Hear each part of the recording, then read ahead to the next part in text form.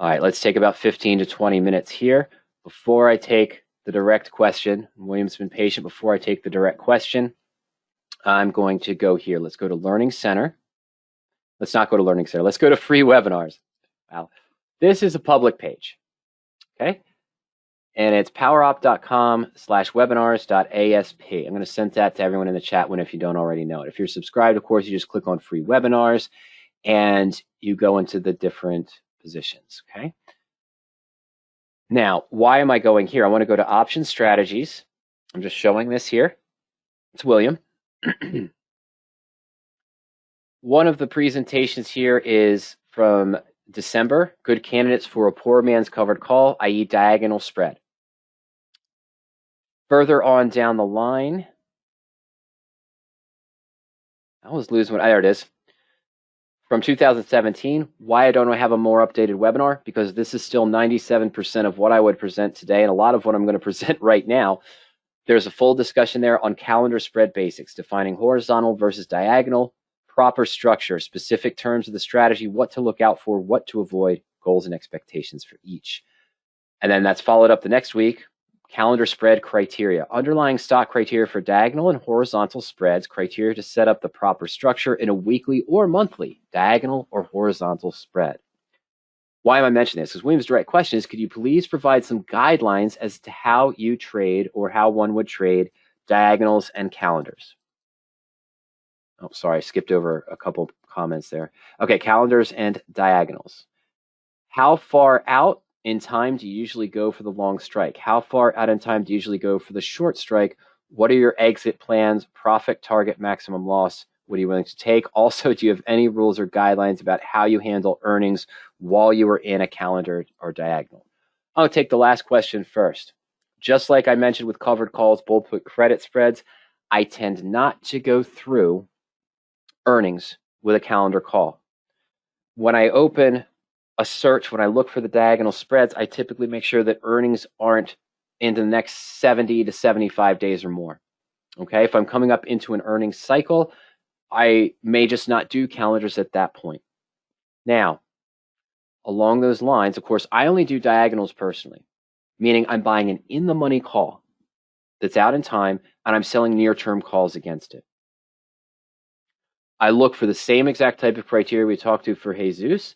I am going to look for positions that have shown good earnings per share growth, good average stock volume, positive MACD, trading in an uptrend. This is for a calendar call. If I do reverse on a calendar put, it's because I'm in a bearish trend, of course, obviously. But for the calendar calls, that's what I'm going to look for. Almost the same exact criteria I'd look for a married put position, for a covered call, or for a bull put credit spread. Now, if I've been in a calendar spread for a month, 45 days, and it's not yielding the return I want, it had a dip, I managed it down, and now it's come back up, but I've managed up, I'm not at my desired return, and I have earnings come up, I may take the short call off and convert it into a strangle or straddle. Or if I'm still at a loss, to try to just play that game. Otherwise, if I've hit my profit target, I'm out of the position. Even if I'm slightly shy of that position, I'm at least out of the short call, but I'm likely out of that position, and I'll reevaluate after earnings if I still want to get into it. I don't want to end up being, quote unquote, married to positions with the calendar spread. I'm treating it almost like a covered call, but with a lower cost and multiple cycles. All right. So rules of thumb discussed more in depth in those webinars, but we'll review them real quick. I'm going to go to the search. Now, there's two answers to that one question that you had. And the question you had is, how far do you sell the short and how far out do you buy the long? Well, in some instances, I'll play a long game. What's the long game? Maybe QQQ, maybe SPY, maybe Johnson & Johnson if I'm bullish at the time. Something that's a lower volatility, but I think has a good growth structure over several months, or something that I think has a good growth structure over several months that I'd usually enter as a married put, but it's well outside of my price range of $85 that I showed at the beginning of the position. Okay, so what am I doing in that case? Almost the same rules as the married put. What do I mean by that? It means that I'm going to look at least 160, 150 days out in time, but my average is probably 240 to 210. When I go that far out, I typically am selling month by month to try to get a good 15% hedge. What do I mean by that? I'm not buying the stock now. I'm buying a long call option that's 25% of the price. So instead of looking for a 3% downside protection, if I just sold the call as I would owning the stock, I'm going to look for a 15% downside protection because of the leverage. Yeah, I'm going to go out to October. This is not a good time to be doing this in any case. My debit, I want it to be less than $15. All right, I'm sorry. I can just put in negative 15. That's personal preference. Okay, so I'm not going to worry about the intense stuff yet. Downside protection, also 15%. Max return, I'm not overly worried about that, but yeah, I'm going to want that to be a good leverage return. In the money, I probably won't want to go more than 20 or 30% in the money, but that's not more important to me. What's more important to me here is I play around with deltas. I'm going to want a delta ratio of at least 1.8%. What is that? The delta of the short divided by the delta of the long. Strike that, reverse it. The delta of the long divided by the delta of the short. Meaning what? When I open the position, if the stock moves up 1 point, I want to gain roughly 80% more on the long than I'm giving up on the short, which is a negative towards me. And yes, I'm probably going to want my long option delta to be greater than maybe 0.7 or 0.68. I don't have to worry about the short option delta because I've already taken care of that with this structure. Now, in general, I will put in a range in the money for the far call that I'm buying. I'm sorry, in the money for the far call that I'm buying and out of the money for the call that I'm selling. But I don't have to right now because guess what? Reverse of what we talked about with the covered call with not using a screen for delta or implied volatility. In this case, since I am screening by a delta for my long and a delta ratio, this is already sort of pinpointed what my delta ratio has to be. But in general, to get a good premium, I won't go more than maybe, well, this is a 35-day out, so I probably won't go more than 5% out of the money on the short. Option bid, I want some premium. This is just basic stuff here. Volume today, yeah, let's give us some good volume and some good open interest. Okay.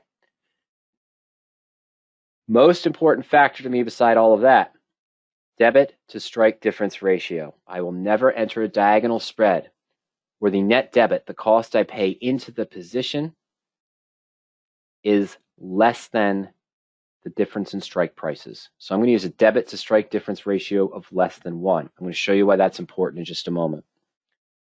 Okay. Oh, that is reversed, isn't it? I think someone just commented on that. Thinking backwards, negative net credit field, I need to look for a credit of greater than negative 15 as a debit, which means negative 14 is technically greater than negative 15. My apologies. IV ratio, it's usually good to look for an IV ratio of greater than 1. This is the opposite. It's the sell option divided by the buy option. That's been very hard to come by recently, so I'm going to leave that out. Let's just go to technicals. Average stock volume, measured in thousands. I'm going to look for stocks that have at least 750,000 or 1 million shares traded on average per day. Guess what? Want that uptrend. Stock trading above the SMA 20. Going to be hard to find right now, but I'm going to look for stocks that have a positive MACD for at least 1 day. And the MACD is crossed over the signal line by at least 1 day. Fundamentals, hey, don't need to worry about stock price now, do I? It could be Amazon as long as the net debit is less than 15. Not like I have to do with the Mary put or the covered call. But yes, positive earnings per share growth, relative PE ratio, same things I would look for on a stock position. Maybe even look for mid to large cap stocks only. Maybe a market cap of greater than 2,500. I'm going to avoid earnings between now and expiration. Now, let me go ahead and submit that. There's one. That's funny. Now, these aren't the definitive ones, but there's only one that exists right now that matched that other criteria that I entered. It's not the debit that's really causing the problem. You know what it probably is? It's 2 factors here. Let me take out the MACD. I'd like to use this, but I have to be aware of the market conditions, don't I? Same thing. That's interesting. Let me lower that to 10.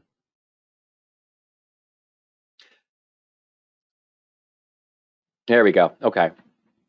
So 10's still okay, but yeah. still good returns. And that's a static return, theoretical return. That's where we're going to get into some of this discussion as well. All right. So here we've got our positions. Freeport was the one that came up first with the 15% downside I was originally looking for. So we're going to use that. We're going to go to the profit and loss chart. This graph right here is exactly why I always look for the debit to strike difference ratio of less than 1 on my calendar spreads. Why? Well, here is a discussion on, I apologize. Here's a discussion quickly on the risks of referring to the calendar spread or diagonal spread as a quote unquote poor man's covered call. Okay, the poor man's covered call is right, poor man's. I hate this term. I think it's gotten more investors into trouble than necessary, and I think more people have come to me for help saying they got into a poor man's covered call because what did they understand? They understood a covered call, that if I bought FCX at 1627 and we sold this October 17 strike, that if it goes anywhere above 17, I make my 2.5%, 3% return on my covered call, and if it falls, I can lose. If my net debit was greater than my difference in strike prices, and here we're at about, I think 15.5 and the 17, but in any case, if my net debit was greater than the difference in strike prices, what you see is this. You go back into a loss. Why? Because if the stock suddenly shoots up, and as you get closer to expiration, what happens to this 17 strike call? At expiration or near expiration, it delta is going to 1 or 0. Yes, I started off with a delta ratio of 1.8, but as the stock moves up at the near-term expiration, this delta is going to 1, this one's still at 0.7. At expiration, if it's in the money, my delta ratio reverses against me, and that's why it starts to fall off. If the stock suddenly spiked to 19 and you got assigned early on this 17 strike, what happens? Your broker exercises your long to deliver your short. You only get the difference in strike prices back. The remaining time value that existed on that option is gone. And you actually are at a loss because the price you paid to get into the position was greater than the difference in strike prices. The return graph you're seeing is based on the theoretical value of your long option at short-term expiration, assuming you have the ability to sell to close it for the theoretical time value that still exists on the position. If I don't use that debit to strike difference ratio of less than 1, I put myself in a calendar or diagonal that has 2 ways to lose, and if it gaps up what I thought would be profitable, because I learned the quote-unquote poor man's covered call is actually a loss and has to be managed significantly. On that note, how do I manage these? What triggers might I look for? The same things that I'd look for in essentially a covered call. So yes, we could relate it to a poor man's covered call, but the 1% rule. We talked about this last week in the context of a bull put credit spread, where I might have started out 4 or 5% out of the money, and if the stock falls to with 1% of my short put strike price, it's changed direction, that might be a trigger for me to move. I might let this go a little bit in the money, but if I don't want to get assigned, I don't want to risk early assignment being in the money because this is my first write cycle for this call against my long, and I'm planning on continuing to write this diagonal spread month by month by month. When it starts to get towards that call strike price or within the 1% of that short call, I may look to move it to the next strike or one whole point up to 18. Okay? Similar to how you trade a covered call if you don't want to be assigned. Look to roll it before it goes in the money if your concern is early assignment and you want to continue the calendar for an extended period of time. Okay, that's what we look for. Now, what about the negatives? Well, I may look to roll or adjust this position if the stock goes the wrong way. If it falls down to 15, I may roll down the 17 strike to the 16. Same thing I might do in a covered call, Jesus, is roll down. But what do I have to be careful of? Now my position is going to be more shallow. And if it recovers quickly, I'm going to have to scramble to roll this call back out, which may cause me a debit and add into the cost basis. You can roll down when a covered call or a diagonal spread falls, but you have to be aware of the risks. If it stats back up, you may be assigned now for a loss, because in the case of a declining stock at a covered call, related to Jesus' question from earlier, you're always going to lose more on the stock than you can gain from rolling down the call. Okay, so you're always going to be negative. You're reducing your cost basis, and I'd be reducing my cost basis here, but now my new break even is much lower. My profit is much shallower because I'm not collecting as much premium to hedge the loss. It changes the dynamic. So if there's a snapback, rolling down the covered call or rolling down the diagonal spread, you get stuck in that position. But what is my long-term outlook here? Neutral to bullish, same as the covered call we talked about half an hour ago. Why is that important? Because if I use the MACD to get into the position, a positive MACD, I wanted a stock that was trading above, I'm sorry, it was the 13 call, my apologies. If I wanted the stock to be in an uptrend when I entered this position, a neutral to bullish position, I wanted a positive earnings per share growth, which won't change until earnings anyway. But if any trend or technical that you used to determine a bullish stock or neutral to bullish position for your calendar spread, your covered call, hey, your married put, your bull put credit spread, if those turn negative while you're in the trade and you look at the stock anew and you say, I would not enter a bullish position on this stock right now, you should probably not be staying in a bullish position just to manage it, because you can risk taking larger losses or taking a loss if the stock recovers. Repairs have their pros and cons. Rolling down has their pros and cons. And you can actually still get in a loss if it recovers as you expect if you roll down too far and attempted to manage the position. All right. So those are some of the guidelines there. Those are some of the objects. This is the structure I'm kind of looking for. Now, real quick, this was the far term one. Okay. If I looked at a position and I said, hey, I've been seeing this position in the news recently. This looks like something that's got a real good premium short term. I can't afford the stock, but I think it's something that's going to stabilize and move up, but I think it's only going to be good for another 20 or 30-day period. In this case, now I may look for very similar criteria, but look maybe less than 75 days out in time and look for a shorter term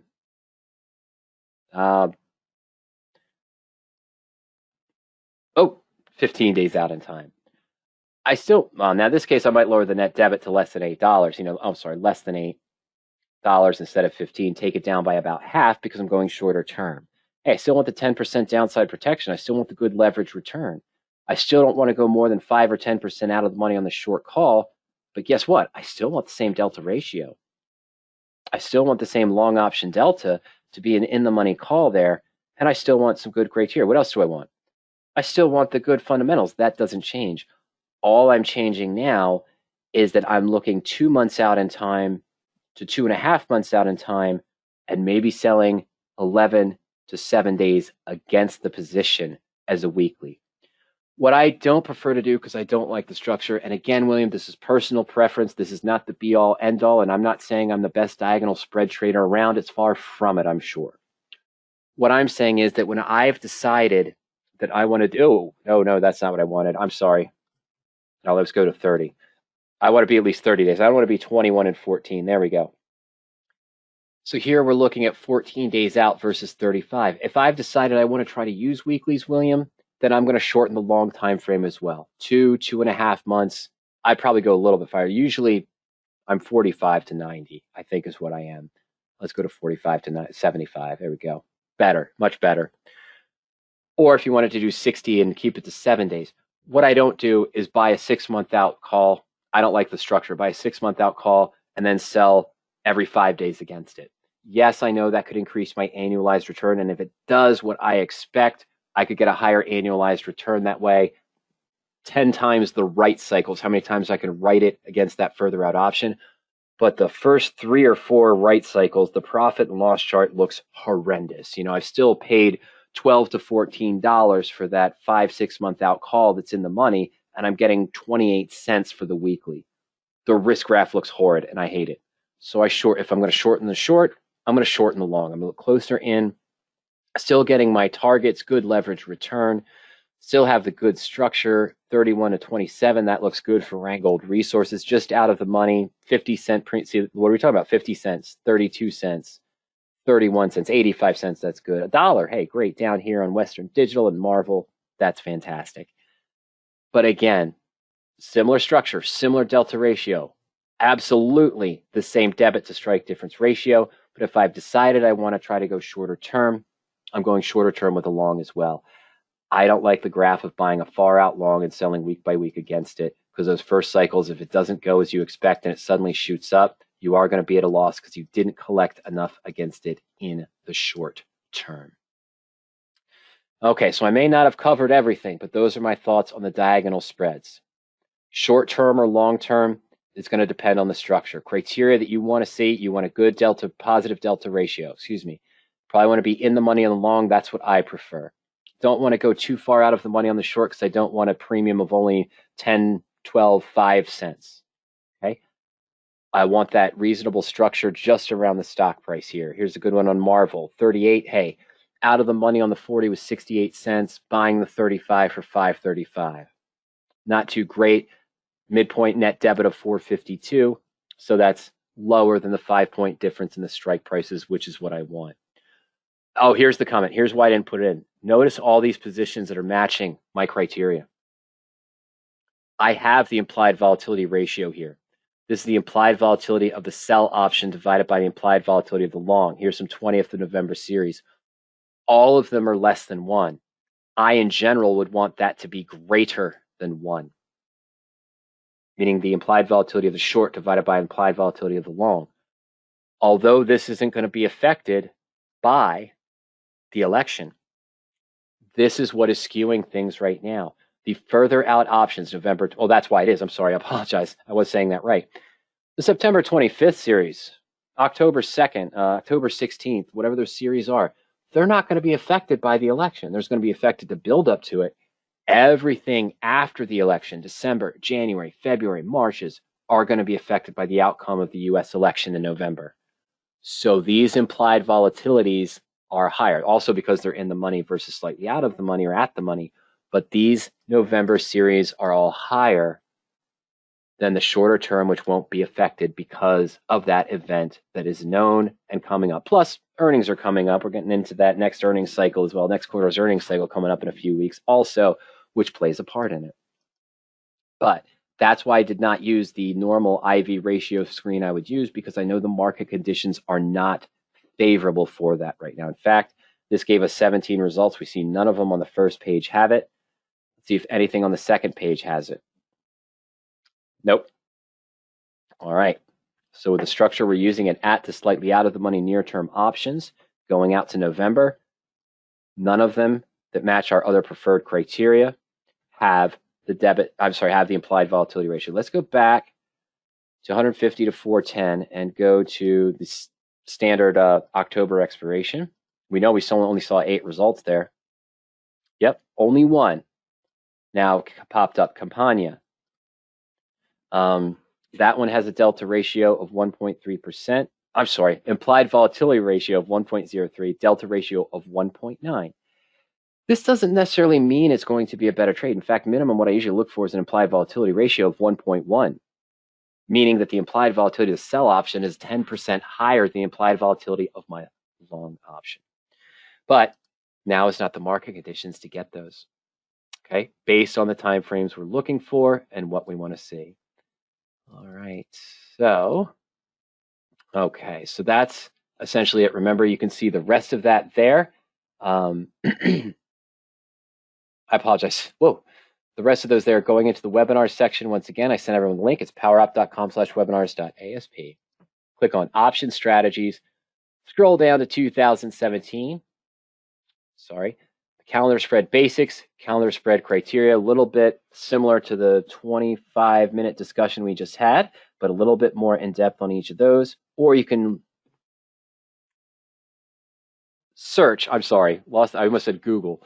You can search those terms on our YouTube channel, the Power Options YouTube channel, and you could just look for calendar spreads, and any of the webinars we have with the calendar spread title will pop up, including these two from 2017.